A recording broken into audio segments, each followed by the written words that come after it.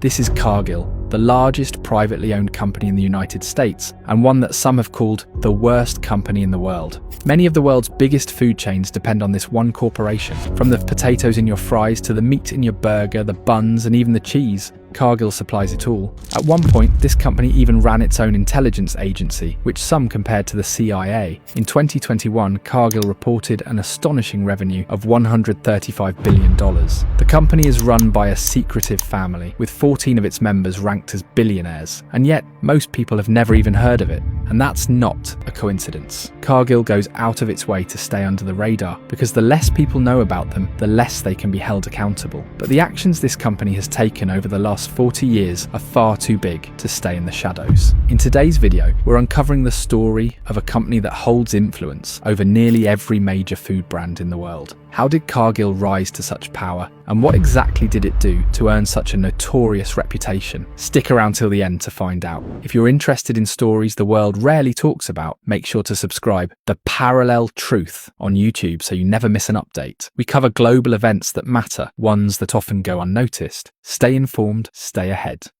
To understand how Cargill got here, we need to go back 127 years. In 1865, a man named William Wallace Cargill built a grain storage warehouse in Iowa. Back then, slow transportation made it hard to move grain efficiently, so warehouses became incredibly valuable. At the same time, industrialization was picking up speed across the United States, and the National Railroad network was expanding rapidly. By 1875, railroads had linked the eastern and western coasts. Cargill saw the opportunity and began building warehouses at every important railway junction. In 1880, William Wallace Cargill arranged for his son to marry the daughter of John H. Macmillan, who owned another large warehouse chain. By 1890, the Cargill family had gained near total control over the grain storage business in the country. Then in 1924, they took things further by acquiring a company called Taylor & Bornick, which had its own private wire system, an early version of instant communication similar to the telegraph. Unlike regular mail, which could take days, this system allowed them to send messages almost instantly across long distances. Now that Cargill was active in the stock market, having fast access to information became essential. Owning their own wire system gave them a major advantage, a cutting-edge tool that worked much like the internet does today. With this system, Cargill started investing heavily in commodities. They could monitor developments in real time across different states and adjust their strategies almost immediately, leading to incredibly profitable outcomes. This edge helped them not just survive, but thrive during the Great Depression of the 1930s, a time when thousands of American businesses collapsed. Because of their private information network,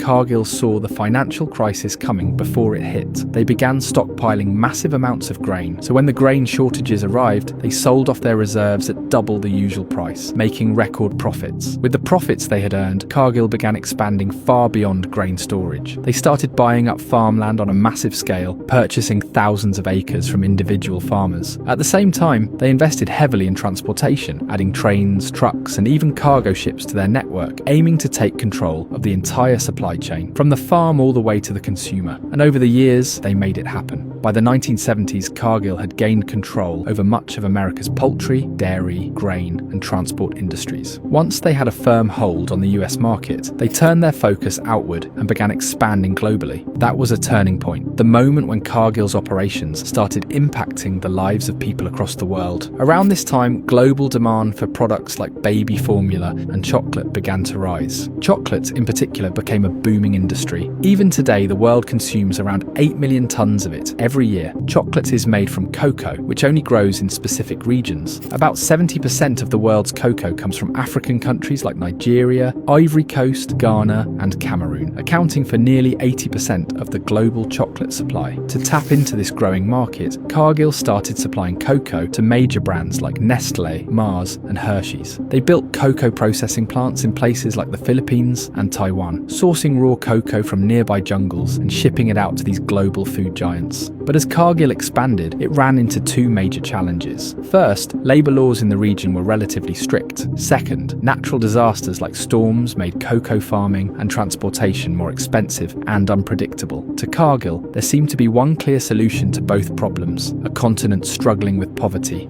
Africa. In the 1990s, Cargill discovered vast cocoa-growing regions in the Ivory Coast and made the decision to move its operations from the Philippines to Africa. But just a few years later, in 2000, a report surfaced that shocked the world. It revealed that during the 1990s, thousands of children under the age of 12 had been trafficked from Mali to the Ivory Coast and forced to work on cocoa plantations. These children were not paid, were poorly fed, and were denied even the most basic care. Some shared stories of being beaten with cocoa branches for small mistakes. Others had scars from knife wounds. All this suffering was tied to the production of cheap cocoa, the very same cocoa used in chocolates, made by major brands like Cadbury, Mars, and Hershey's. Widespread poverty and corruption allowed local governments to turn a blind eye to these abuses, often in exchange for small bribes. In 2005, the International Labour Rights Fund released a report claiming that these child labour camps were operating under the direct oversight of Cargill. After the report came out, a lawsuit was filed against the company, a case that's still making its way through local courts today. But despite the serious allegations, Cargill's operations barely slowed down. The company continued expanding across Africa. In 2019, it invested $113 million to build cocoa processing plants in the Ivory Coast and Ghana, while publicly stating its opposition to child labour. But many saw those statements as nothing more than a public relations move, because around the same time, Cargill was being linked to other disturbing activities across the world. As we've already seen, Cargill's core business is producing, storing, and distributing grains, dairy, and poultry. To keep those operations running and growing, they needed huge amounts of land, and it had to be cheap.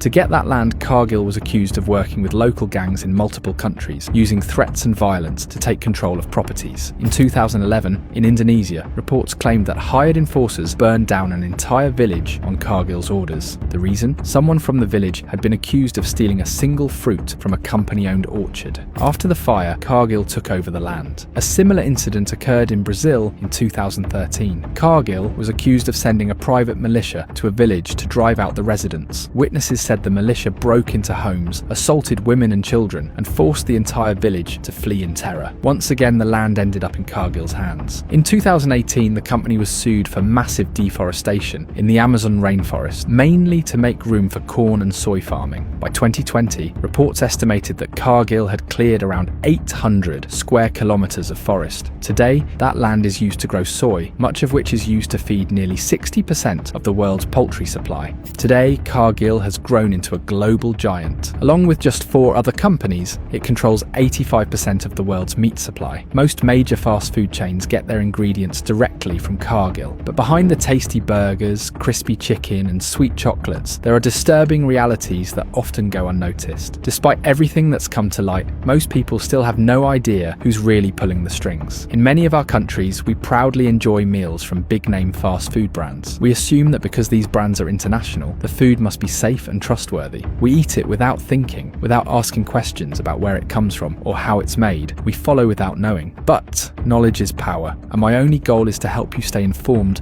about what's really happening in the world, because the right knowledge leads to the right actions. If you found this video helpful or eye-opening, don't forget to share it with others, and keep dropping your topic suggestions in the comments. We read them all. All the sources we used for this video are listed below. See you in the next video with another important story. Take care.